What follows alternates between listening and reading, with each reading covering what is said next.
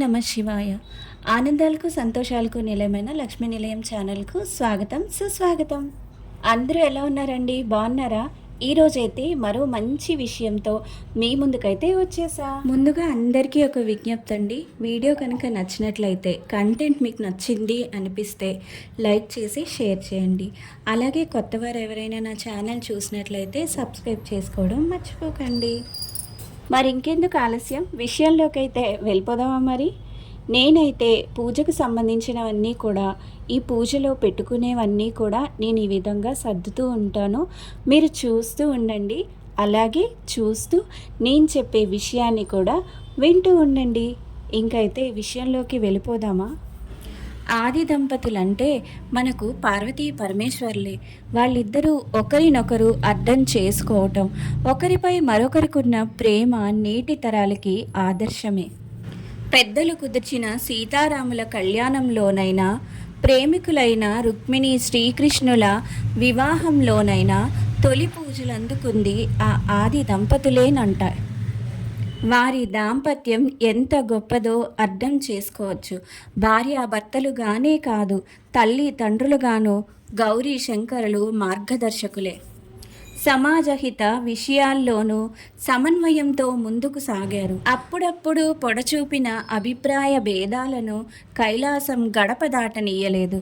ఇంతటి పుణ్య దంపతులు కాబట్టే రుక్మిణీదేవి అంతటి సాధ్వి కష్టకాలంలో ఉమామహేశ్వరులనే తలచుకుంది. మహాశివుడు ఎంత తపోధనుడో, పార్వతీదేవి అంతే తపశ్శక్తి కలిగిన మానవి. తన తపోబలంతో శివుడి మనసు గెలిచి ఇల్లాలిగా కైలాసంలో అడుగుపెట్టింది. అంత మహాశక్తి కలిగిన ఆదిదేవుడి అర్ధాంగిగా స్థానానికి తగిన న్యాయం చేసింది. భాగస్వామిగా ఆయన అవతార కార్యాల్లో సగభాగమై నిలిచింది. జటాధరుడు జగదీశ్వరులది ఒక్కరిని విడిచి మరొకరు ఉండలేనంత అన్యోన్యతే కానీ, ఒకరిపై మరొకరు అధికారం చెలాయించాలన్న ఆధిపత్య ధోరణి కాదు. ఎవరి అస్తిత్వం వారిదే, ఎవరి స్వాతంత్రం వారిదే. ఒకరినొకరు మన్నించుకునే విశాలత్వం, గౌరవించుకునే సమానత్వం ఆ దాంపత్య ప్రత్యేకత. భర్త యథార్థ స్థితిని మనస్ఫూర్తిగా అంగీకరించి జీవితాంతం దానికే కట్టుబడిన ధర్మపత్ని పార్వతి. అల్లుడి ఆహార్యంపై నిరసన వ్యక్తం చేసిన తండ్రి దక్షుడితో శ్మశానంలో నివసించిన ఎముకల బూడిద కాపలాలను ధరించిన శివుడు మంగళ స్వరూపుడేనని సమర్థించింది. తండ్రి మాటలను నిర్మోహమాటంగా ఖండించింది. భర్త స్థాయిని ఎవరైనా ఎత్తి చూపినప్పుడు గృహిణి ఎలా స్పందించాలో భవానీ ఆచరించి చూపించింది. నాదే పై చెయ్యని పార్వతీ పరమేశ్వరుల్లో ఎవరూ పట్టుపట్టలేదు. పంతాలు పట్టుదలలకు పోలేదు. పట్టు విడుపులను పాటించారు. దాంపత్య ధర్మంలో ఒద్దికగా ఒదిగిపోయారు. దక్షయజ్ఞ సంఘటనను మరొక్కసారి జ్ఞప్తికి తెచ్చుకున్నట్లయితే, దక్షయజ్ఞానికి పుట్టింటి వారు పిలవకపోయినా దాక్షాయిని వెళ్ళాలనుకుంది. పిలవని పేరంటానికి వెళ్ళటం గౌరవం కాదని విరూపాక్షుడు చెప్పి చూశాడు. కానీ పుట్టింటిపై మమకారంతో దేవి బతిమాలితే ఇష్టం లేకపోయినా వెళ్ళటానికి అనుమతించాడు. అక్కడ ఆమెకి అవమానం జరిగితే తన మాట విననందుకు తగిన శాస్తి జరిగిందని సగటు భర్తలా భావించలేదాయన. అమ్మవారి అవమానాన్నే స్వామివారి అవమానంగా భావించి ఆ విశ్వనాథుడు విశ్వరూపం చూపించాడు. అది అసలైన భాగస్వామి బాధ్యత. ఈ విధంగా ఆది దంపతులు అందరికీ కూడా ఆదర్శప్రాయమయ్యారు.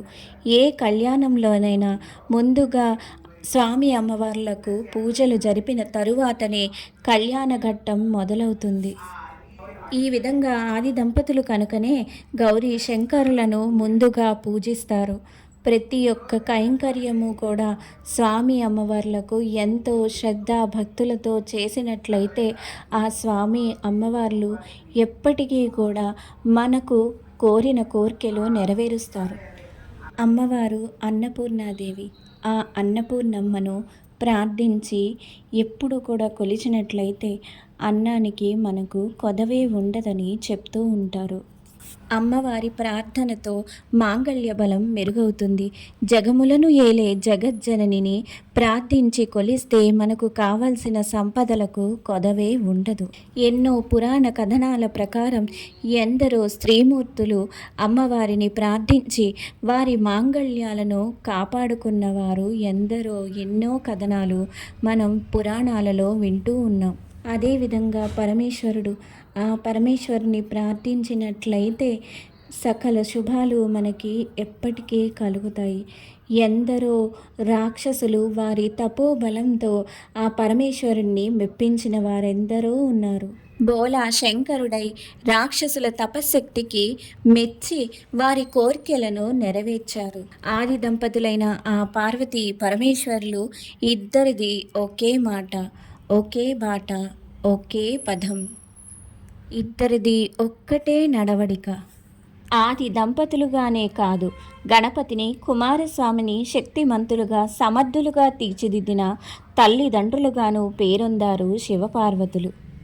వినాయకుడు విఘ్నాలను తొలగించే విఘ్నాధిపతి అయ్యాడు. సుబ్రహ్మణ్యుడు దేవసేనకే నాయకుడయ్యాడు. ఈ ఇద్దరు దీక్ష దక్షతలు, దయా దాతృత్వ సుగుణాల్ని తల్లిదండ్రుల నుంచే పుణికి పుచ్చుకున్నారు.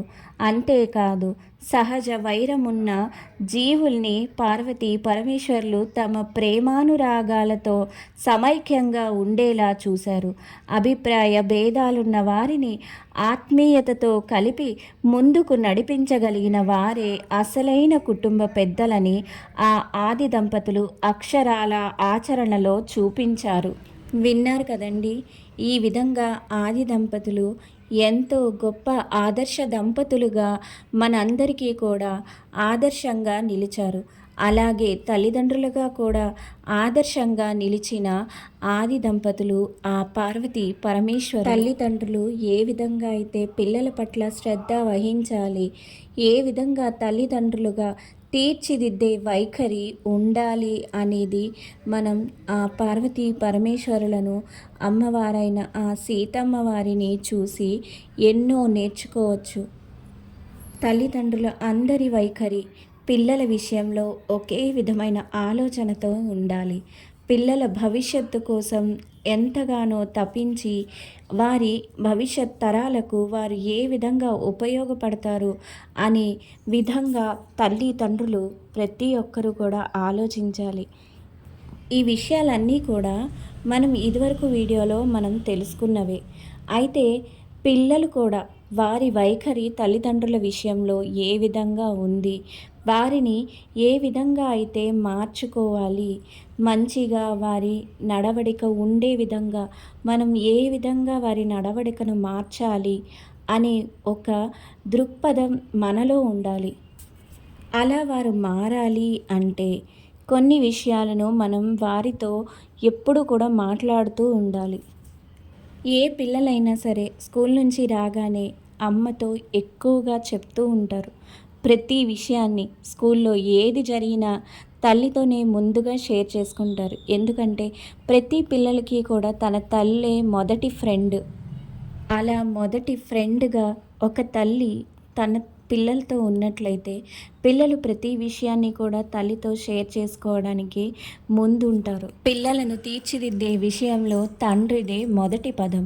కాబట్టి తండ్రి ఎంతో బాధ్యతగా వ్యవహరిస్తూ ఏ విషయంలోనైనా పిల్లలకు సహకరిస్తూ ముందుకు నడిపించాలి.